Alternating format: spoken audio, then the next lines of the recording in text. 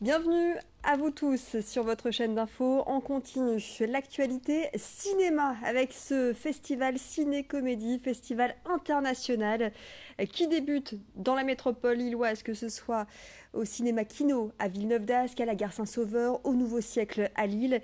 Et on va tout de suite prendre la direction de l'UGC de Lille, centre-ville de Lille, puisque Vincent Vieillard, vous êtes sur place et vous êtes aux côtés d'une figure attendue pour ce festival. Vous allez tout nous dire. Expliquez-nous un petit peu aux côtés de qui vous êtes, Vincent.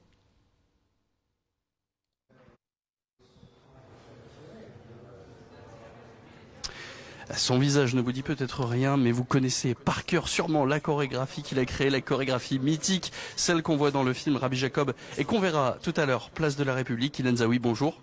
Bonjour, et ravi d'être à Lille, et surtout pour un tel événement. Je trouve que créer un festival ciné-comédie, c'est formidable. Justement, ce festival ciné-comédie, avant qu'on parle de vous, parlez-nous un peu de ce festival ciné-comédie. Qu'est-ce qu'il représente pour vous?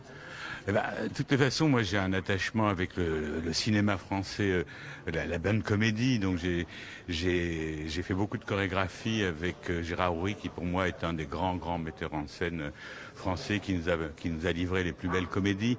Donc cet attachement est très fort.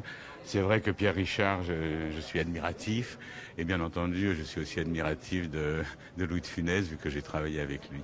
Donc j'ai trouvé que cette initiative est superbe, quand ils m'ont invité et qu'ils m'ont dit que le festival allait s'ouvrir avec Rabbi Jacob, alors ben voilà, c'était un pur bonheur de me dire de venir à Lille participer à ce festival. On vous verra tout à l'heure, place de la République, à 18h pour ce fameux flash mob avec la danse de Rabbi Jacob.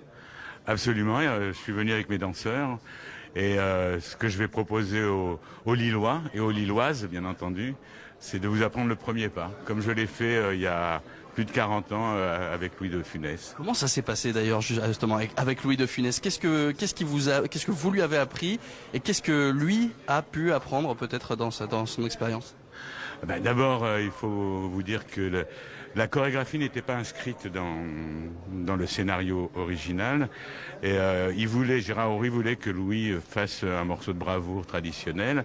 Et lorsque j'ai invité Gérard Houry à venir voir ma compagnie de l'époque, la compagnie Colavive, on dansait cette chorégraphie que j'ai adaptée ensuite au cinéma.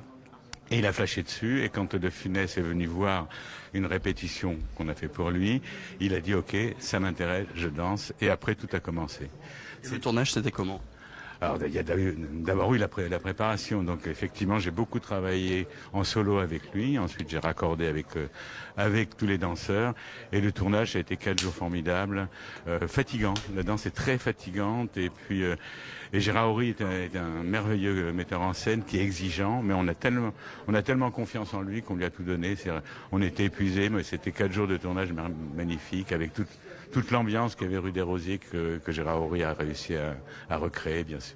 Alors on va pouvoir apprendre la chorégraphie tout à l'heure à 18h. Est-ce qu'il y a des moyens mémotechniques pour pouvoir se souvenir de l'intégralité de la chorégraphie?